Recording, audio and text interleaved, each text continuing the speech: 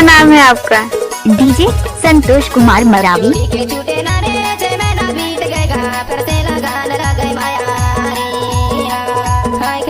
DJ Santosh Kumar Maravi बघोर टोला वाले।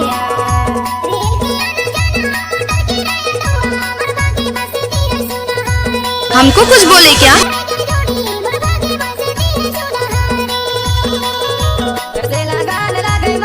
नाचने वाली लड़कियों के पास दम नहीं तो संतोष भाई क्या करेगा?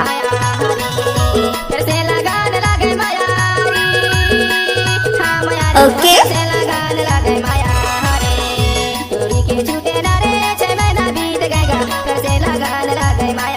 किसी भी गाने को मिक्स करने का संतोष कुमार का बाएं हाथ का खेल है। अरे थक गए क्या?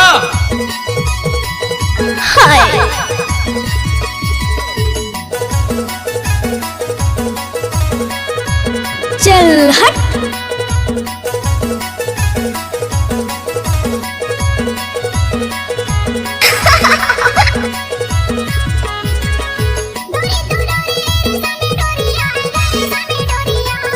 उठाइए ना।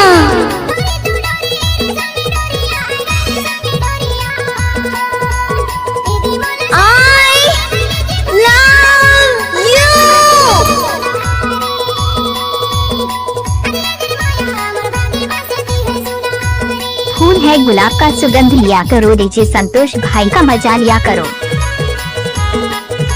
अरे ये सब क्या है?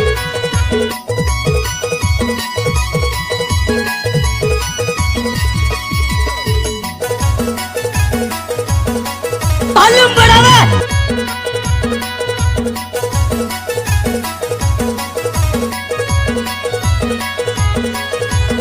क्या?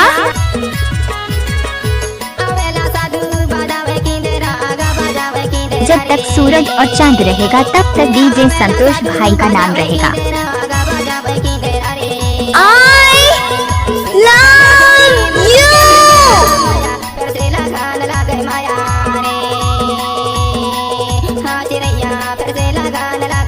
चल हट।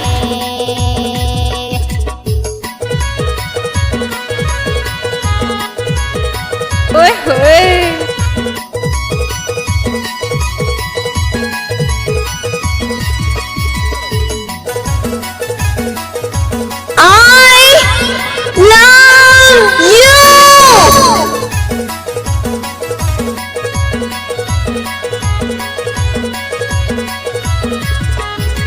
चल हट।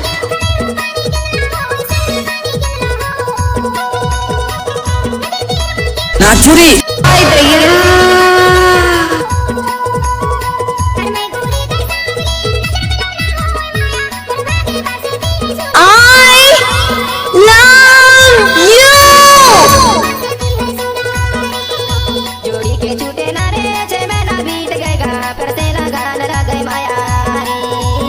फूल है गुलाब का सुगंध लिया करो, डीजे संतोष भाई का मजा लिया करो।